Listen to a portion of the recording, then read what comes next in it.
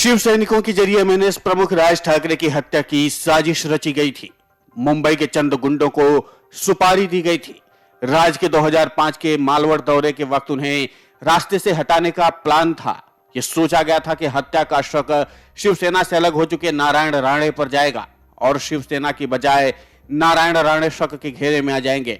उद्धव ठाकरे का नाम लिए बिना उन्हीं को संकेत करते हुए बेहद गंभीर इल्जाम एमएनएस प्रवक्ता संदीप देशपांडे ने लगाया है।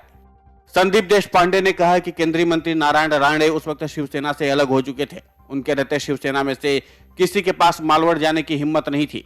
मालवड़ में ही राज ठाकरे को उड़ा देने का प्लान था और इस मामले में नारायण राणे को फंसा देने की साजिश रची गई थी।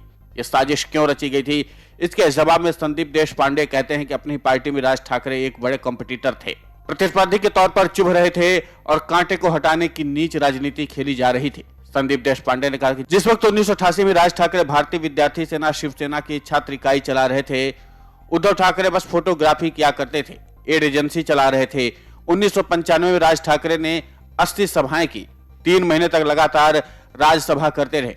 1995 में जब बीजेपी और शिवसेना की सत्ता आई, तब से उद्धव ठाकरे मुख्यमंत्री बनने का सपना देखने लगे। इसी बात को आगे बढ़ाते हुए संदीप देशपांडे कहते हैं, बाला साहब ठाकरे के बाद राज ठाकरे को जब अगला नेता के तौर पर देखा जाने लगा, तब 1995 से 2000 के बीच उनके खिलाफ साजिश रचने का दौर शुरू हुआ। साल 2000 में उद्धव ठाकरे की सेहत बिगड़ने लगी। 2002 में बाला साहब ठाकरे की इच्छा पूरी करने के लिए राज ठाकरे ने त्याग करते हुए उद्धव ठाकरे को कार्याध्यक्ष के तौर पर नियुक्त किया। संदीप देशपांडे ने इस बयान पर अपनी प्रतिक्रिया देते हुए ठाकरे गुट की नेता मुंबई की पूर्व मेयर किशोरी पेडनेकर, वार्य चौका पांडे, इतनी बड़ी साजिश रची गई और आज तक आप चुप रहे, तब क्यों नहीं बोला?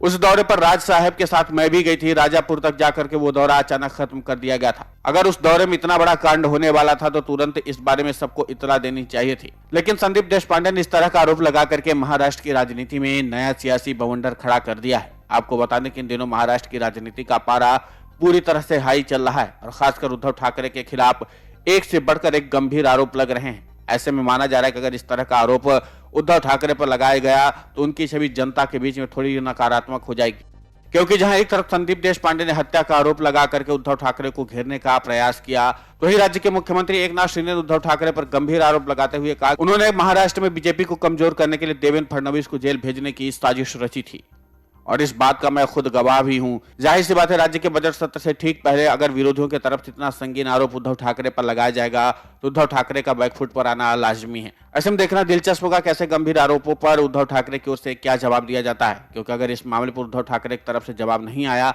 और उद्धव ने चुप्पी साधी रखी तो फिर इसका असर उन पर नकारात्मक पड़ेगा। लेकिन इतना तो तय है कि जो आरोप लगे हैं उसे महाराष्ट्र की राजनीति का सियासी पारा हाई हो गया है। Video desk अमर-उजाला.com। डाउनलोड करें अमर उजाला ऐप और पाएं खबरें लगातार। अगर आप ये वीडियो YouTube पर देख रहे हैं तो हमारे चैनल को सब्सक्राइब करें और बेल आइकन को दबाना ना भूलें। अगर आप Facebook पर ये वीडियो देख रहे हैं तो हमारे पेज को लाइक करें।